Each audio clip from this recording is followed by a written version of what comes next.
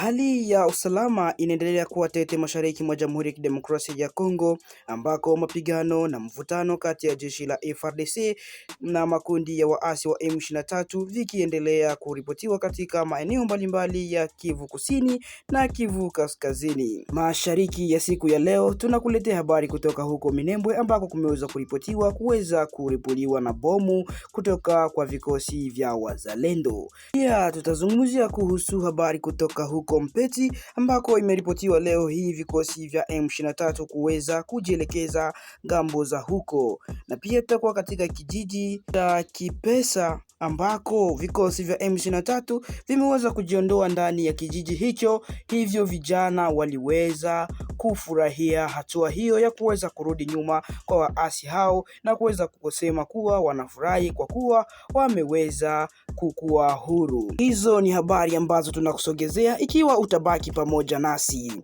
Acha basi tuanze moja kwa moja tukiwa Minembwe ndani ya wilaya ya Fizi huko Kivu Kusini, ambako FARDC imeweza kushutumiwa kuweza kulishambulia kijiji hicho kwa ndege zisizo na rubani. Matukio hayo yaliweza kufanyika leo hii tarehe 24 mwaka wa 2026 Machi. Sasa mashambulizi hayo yameripotiwa kuweza kufanya uharibifu wa kuharibu nyumba za raia na kusababisha hofu kubwa kwa wakaaji. Na kwa upande wake M23 imeweza kushutumu serikali ya Kinshasa kwa kudai kuwa mauaji hayo ya raia yaweza kusababisha wakaaji na jamii ya Banyamulenge kuweza kuteseka. Hadi sasa mamlaka rasmi hazijatoa taarifa ya kina kuhusu tukio hilo, huku hali ya kibinadamu ikiendelea kuzorota katika Minembwe na maeneo yaliyo karibu na mji huo wa Fizi. Kusema kweli, ndani ya mji wa Minembwe Centre hali inaendelea kuzorota kutokana na mvutano huo wa kivita ambao unaendelea kati ya vikosi vya M23 na washiriki wa Red Tabara na Twirwaneho dhidi ya wazalendo wanaoshirikiana na FARDC. Acha basi tusonge mbele tukiwa huko ndani ya Kivu Kaskazini, ambako waasi wa M23 waliweza kuripotiwa leo ya asubuhi kuweza kuonekana katika eneo la Mpeti.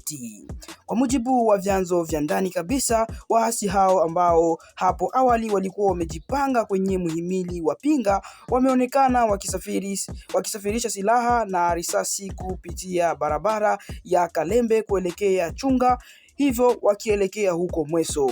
Hivyo safari yao hiyo wanahitaji na wanapenda kuingia ndani ya wilaya ya Masisi. Harakati hizo za waasi kuweza kuhama si za kawaida, ndio maana wakahaji wa mji huo wa Mpeti wameweza kuwa na wasiwasi mkubwa kutokana na uhamishaji huo wa silaha na kuzani kuwa vita inaweza kuzuka siku baada ya siku au kwa siku tu chache zijazo, kwa kuwa harakati hiyo si harakati ya kawaida. Harakati hiyo ni kama tu kuweza kutayarisha vita ambayo itaweza kukuja.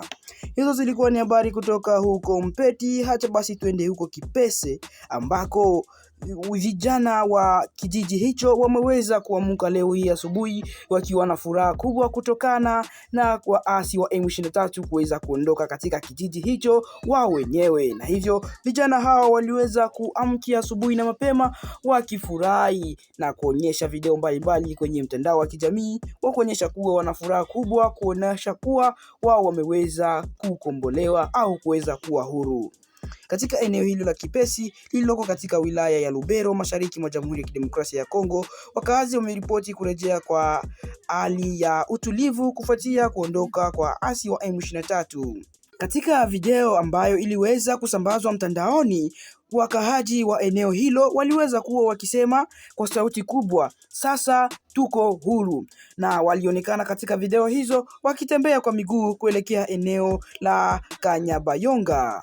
Kumbukumbu zinaonyesha kuwa waasi hao wa M23 waliweza kuwa ndani ya kijiji hicho kuanzia tariki 20 za Februari mwaka wa 2025, ikiashiria kuwa ni mwaka mmoja waasi hao wakiwa ndani ya kijiji hicho, na sasa waliweza kuondoka, na hiyo iliwafanya wao kuona kuwa ni kufunguliwa na kuwekwa huru.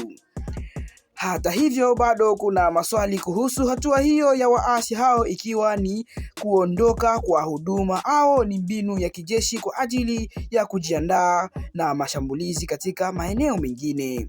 Wakazi na wachambuzi wa masuala ya usalama wanaendelea kufuatia kwa karibu hali hiyo, hata kama wanaona kuwa ni kuwekwa huru, wao bado hawajakubali kuondoka huko kuwa ni hali ambayo wanatoka kwa kupenda au ni kuweza kwenda kujitayarisha kwa ajili ya mapambano ya wakati ujao.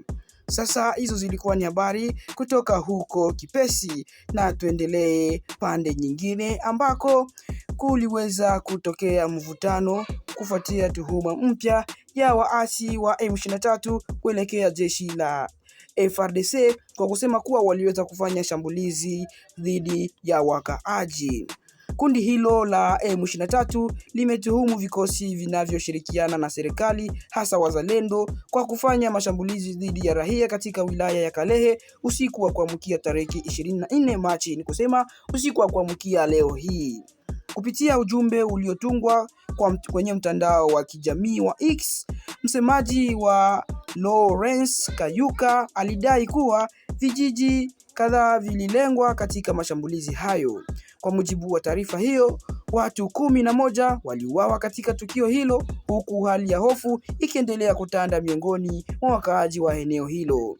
Hata hivyo, hadi sasa hakuna tamko rasmi kutoka kwa serikali kuhusu madai hayo wala kutoka kwa wazalendo, kwa kuwa bado hawajajibu kitu chochote, lakini waasi wa M23 wanaendelea kudai kuwa shambulio hilo liliweza kufanywa na wazalendo, na hivyo hofu iliweza kuwa katika wakaaji na kusababisha watu kuweza kuhama. Hizo zilikuwa ni habari za siku ya leo, na hivyo tunakuomba endelea kuwa nasi ili upate habari wakati ujao, na ili uonyeshe kuwa unathamini kazi ambayo tunazidi kufanya siku baada ya siku.